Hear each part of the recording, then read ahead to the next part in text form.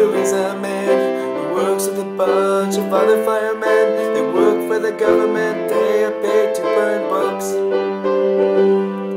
His name is Guy Montag, his wife name is Mildred. She lives so mindlessly, she is basically dead. She spends all her days in the parlor watching TV.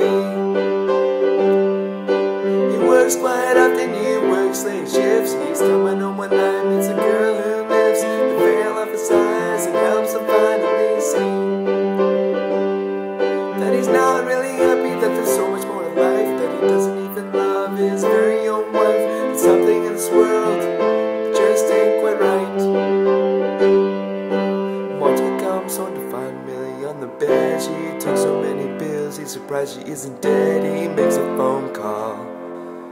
Two men come to his house. They pump her stomach and give her fresh blood. They do this so it doesn't hit with a thud and cause her brain to simply quit. Firemen get a call to a house. They pour the kerosene until it is doused. The woman lights a match and burns herself with her books. But not before Guy Montag took and hid in his jacket a book. He brought it home and stuffed it under his pillow. Billy comes to his house the next morning. He gives him the history, he gives him a warning. The book, baby, burned within 24 hours. As soon as Billy leaves, he has something to do. He says, "Come here, Millie, I have something to show you." He shows the stash of the books behind the vent.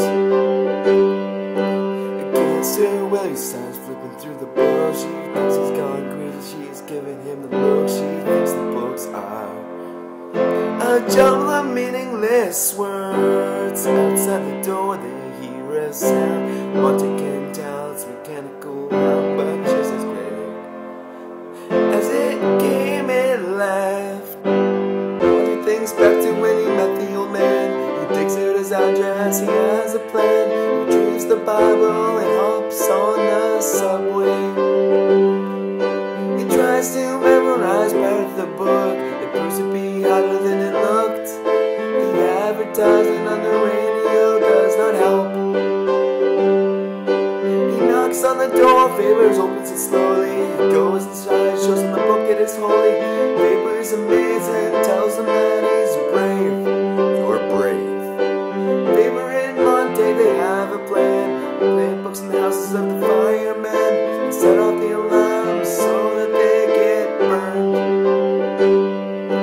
Faber hands him a small green seashell. Monty picks it up as Faber starts to tell him all about what it can do. Monty goes home, Millie's friends come over. They rush inside and into the parlor. They talk about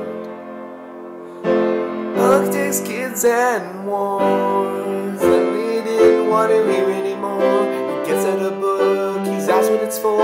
He reads a poem and makes Miss Phillips cry. Monty gets back to the place where he works. They get sent on a call and sees Petey smirk. He wonders why until he sees where they are.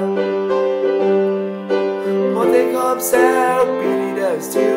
Petey says, "I'm leaving this job to you."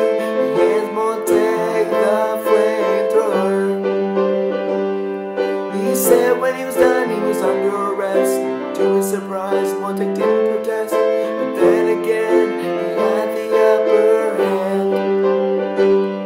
Petey man mad, so he torched him real quick. He burned the habit not before he could stick the needle into his leg. He started to run, he didn't know where. A car almost hit him, he was lucky to be spared. What were those kids thinking? Monty ends up at Faber's place. He rushes inside, there's no time to waste. The hound is looking for him. Faber tells him all about where he should go. What was gonna happen, they didn't know. All they could do was go their separate ways. Monty runs fast down towards the river. The thought of the hound gives him a shiver. Despite his fear,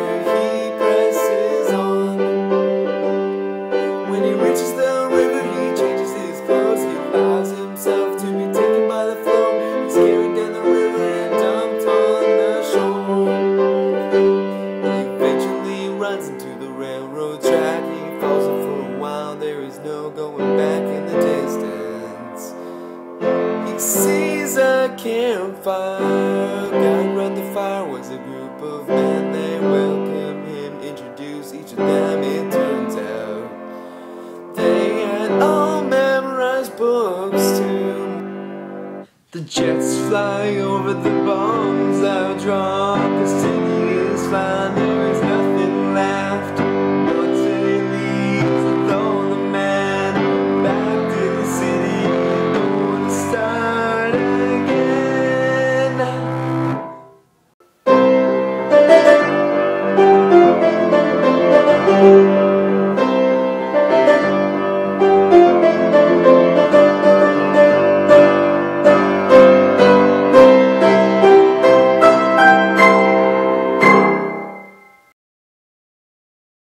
Yeah, Mom, I'm getting off the roof now. Yes, I'm coming off the roof, sorry.